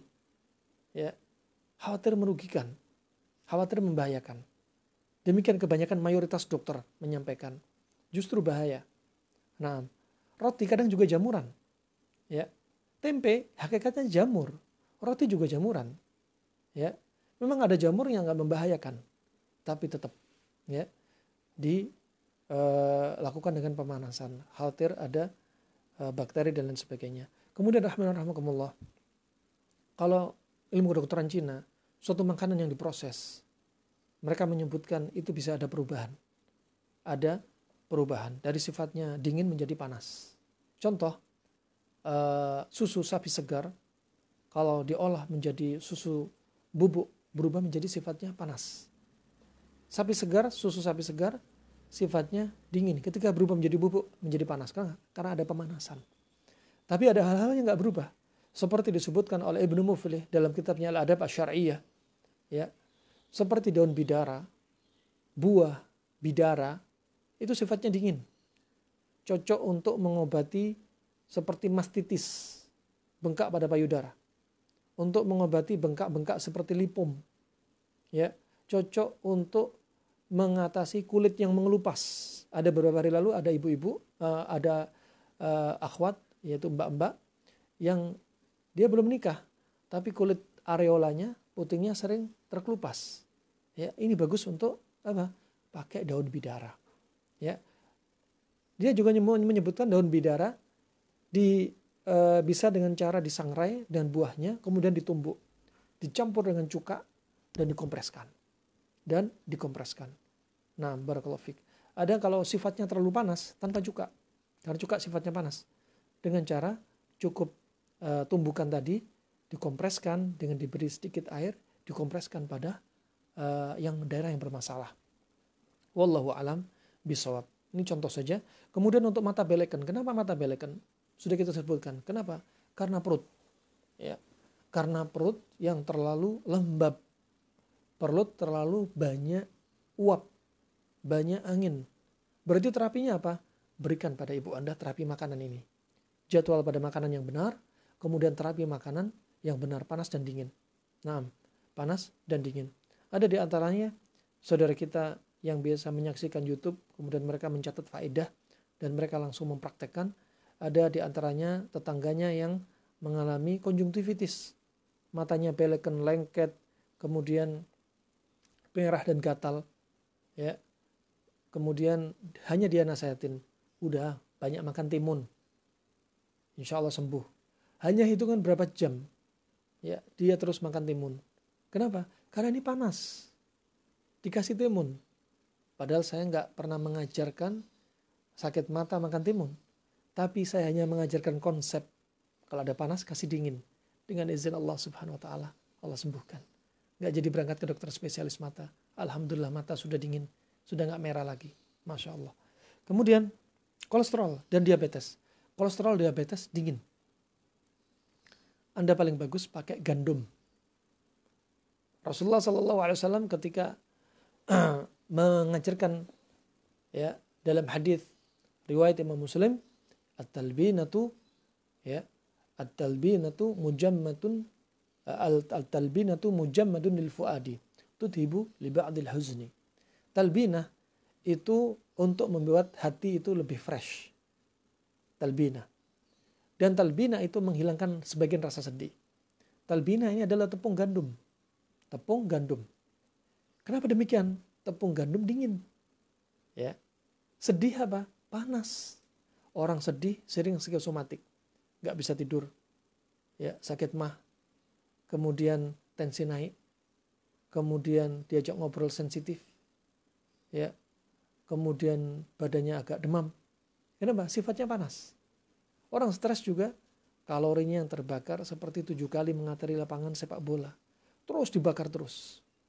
Ya, dibakar terus. Makanya terapinya adalah dengan talbinah yang dingin. Kalau Anda pergi ke dokter, ya, Anda akan dianjurkan oleh dokter untuk makan gandum. Kalau dokter atau ahli gizi ditanya, kenapa demikian? Karena kandungannya seperti ini dan itu. Tapi kalau Anda ditanya, Anda sudah belajar, kenapa pakai ini? Anda nggak usah hafalin kandungan.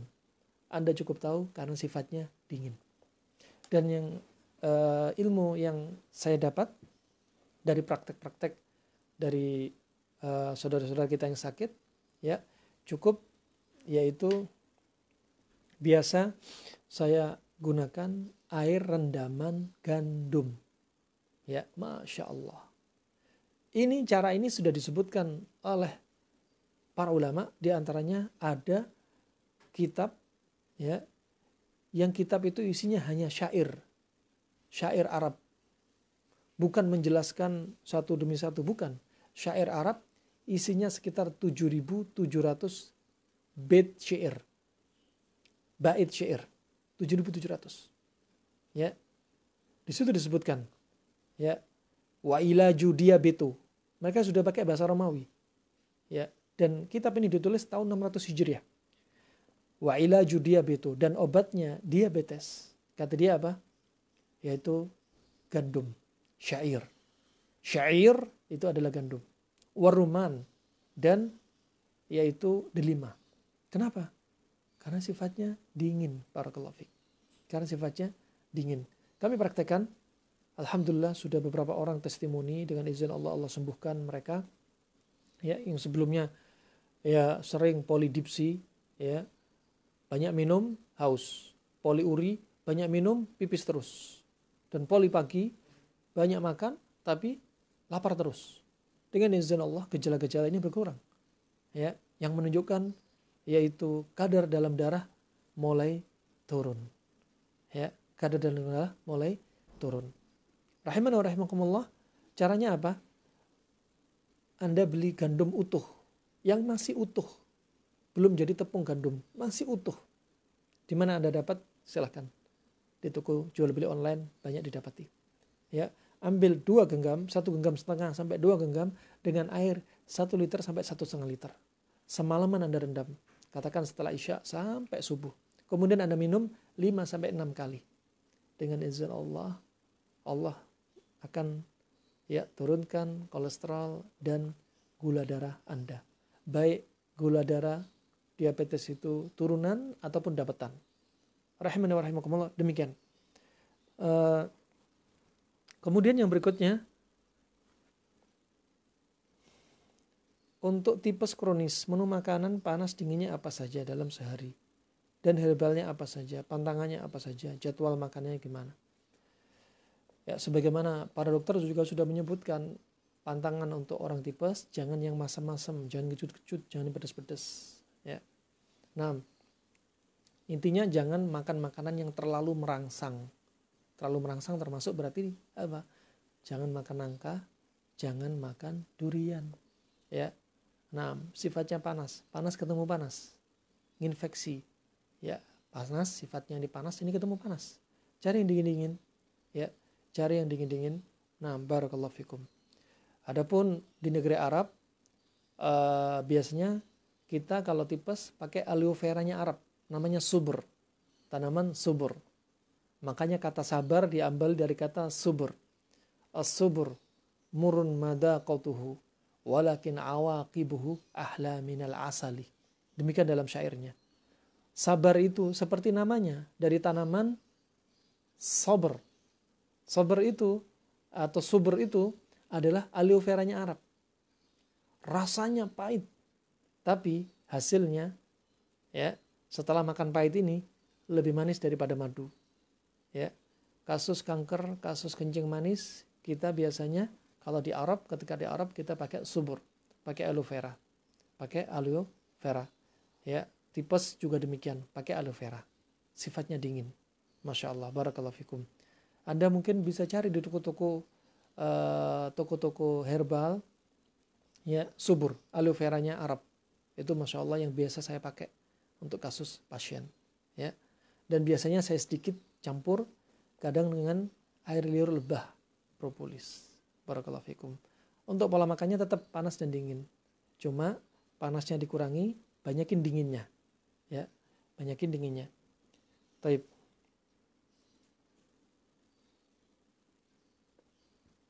Untuk panas, makan siang gampang. Kalau Anda siang mau nasi, cari pasangannya nasi. Ya, makan nasi nggak harus sehari 3 kali. Sehari sekali sudah cukup sebenarnya.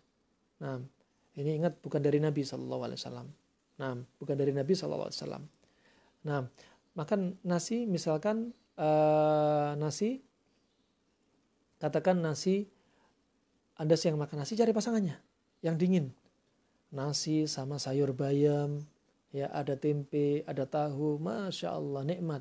Mau ditambah ikan, silahkan. Ya, simpel sekali, apa yang susah.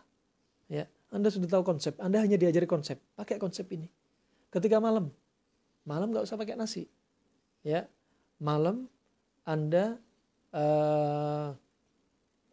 pakai apa? Anda pakai daging misalkan. Malam makan sate, antara maghrib isya makan sate. Udah sate sama sayur salad. Ya, sate sama sayur salad. Naam, barakallahu fikum. Itu sangat simpel. Kalau Anda di perjalanan, mau di restoran, bukan jadi alasan Anda untuk Anda melanggar. Saya kan nggak di rumah, istri nggak nyiapin panas dingin. Ya, Anda tinggal lihat. Itu semua kembali kepada himmah, kepada niat Anda untuk mempraktekannya. Ya, misalkan Anda jam makan siang di restoran, cari menunya. Ya, cari menunya, panas dingin mana. Ya, kalau kebiasaan saya, ya, biasanya saya bekal timun. Ya, kalau di luar harus makan, sulit menemukan dingin, sudah timun dari jok motor kita ambil. Ya, kita cuci, udah makan sama timun. Makan sama timun. Misalkan terpaksa atau kita lagi hobi kangen dengan bakso. Bakso enggak cilok, enggak haram, enggak makruh. Sah-sah saja. Cari pasangannya. Ya, cari pasangannya. Katakan pasangannya, saya bisa mesti bawa timun. Ya, ada bakso, ada timun. Ada bakso, ada timun. Bakso di situ ada tepung dan ada daging sapi. Daging sapi sifatnya dingin, tepung sifatnya panas. Ya, tambahi timun. Barakallahu fiik. Makanya kalau orang makan bakso, pantangan bagi siapa? Kolesterol dan asam urat. Asam urat bisa langsung melonjak kalau orang sudah punya asam urat dikasih bakso. Tambah timun. Tapi ingat, bisa jadi ini pantangan bakso bagi Anda yang sudah punya asam urat. Ya, karena termasuk mengobati penyakit dengan menghindari pantangan. Bagi yang sehat, cari kombinasi yang benar. Biar tetap seimbang. Barakallahu fiik. Nah, ini pertanyaan, banyak sekali pertanyaan orang yang masih bingung. Ya, wallah mudah. Wallah mudah sekali. Ya. Nah, anggap itu mudah. Konsep ini Anda kuasai. Ya, panas dingin, ciri-cirinya apa aja sudah kita sebutkan. Nah, sangat simpel sekali. Yang belum paham, silakan japri. Kami jawab ketika waktu longgar insya Allah. Apakah herbal untuk penyakit keputihan? Pertama, untuk keputihan paling bagus adalah dengan apa? Pola makan. Itu herbal paling manjur dengan izin Allah. Ya, memperbaiki pola makan Anda. Kemudian yang kedua, Anda bukan hanya keputihan, bahkan kasus kista rahim, kasus kanker rahim. Dengan cara apa? Anda pakai model ratus vagina, permisi akramakumullah. Ya, misalnya ada ibu-ibu yang bermasalah di organ vital dan ada benjolan, tumor atau kanker di rahim. Ya, caranya diantaranya dengan menggunakan ratus vagina. Ya, seperti kalau Ibnu Muflih menyebutkan dengan menggunakan bidara, daun bidara dengan buah bidara. Direbus di atas panci, kemudian biarkan dia menguap sampai keluar uapnya. Kemudian ibu-ibu yang bermasalah atau mbak-mbak yang bermasalah, ya, pakai kursi ratus vagina. Ya, mungkin kalau kursi ratus vagina harganya mahal, ya, bisa beli di toko-toko alat-alat instrumen medis, ya, atau mungkin Anda bisa pakai kursi kayu sendiri, dilubangi tengahnya. Kemudian dengan melepaskan pakaian dalamnya, kemudian biarkan uap ini masuk ke dalam vagina. Dan uap ini adalah obat, ya, terapi untuk dia. Nah, adapun Ibnu Muflih juga menyebutkan dalam momen yang lainnya, bisa juga menggunakan daun bawang. Bahasa Arabnya kurroth, daun bawang. Biarkan dia menguap. Ya, ini terapi manfaatnya banyak. Di antaranya untuk keputihan, permisi untuk menyempitkan alat vital, ya, lebih keset. Kemudian juga untuk menyuburkan rahim. Juga bisa untuk masalah-masalah yang ada di dalam rahim. Barakallahu fiik. Kemudian